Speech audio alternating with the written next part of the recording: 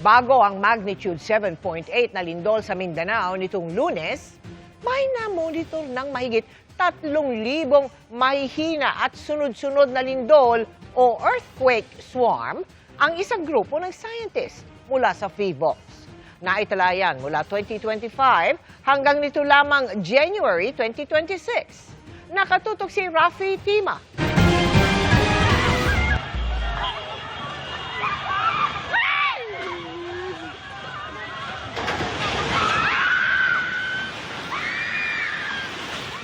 Marami ang nagulat.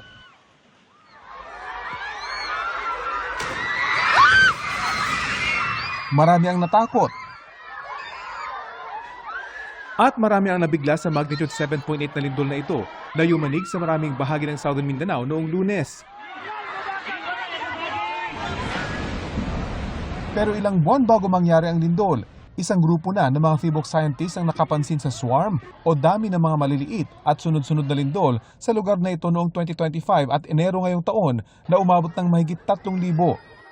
Dahil dito, gumawa sila ng pag-aaral at ang resulta nito, inilabas nila noong May 15, 24 na araw lang bago ang malakas na pagyanig noong Lunes. Pinamagatang "Are earthquake swarms along the Cotabato Trench echoes of a 1976 magnitude 8.1 quake?"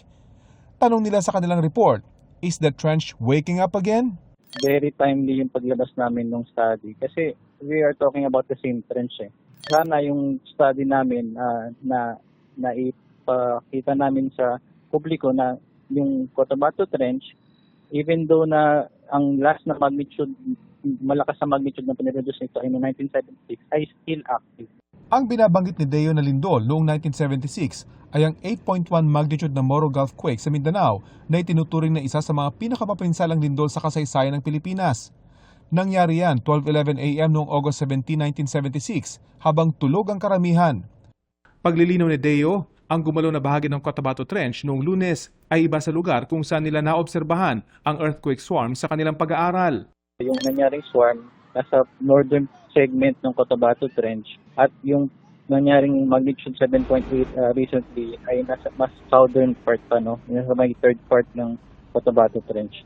Pero based sa study namin, yung pinapakita lang namin kasi sa study namin na aktibo ang Cotabato Trench.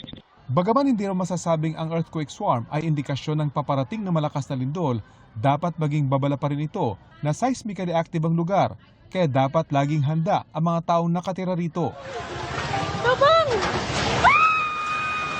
Rafi Tima, nakatutok, 24 oras.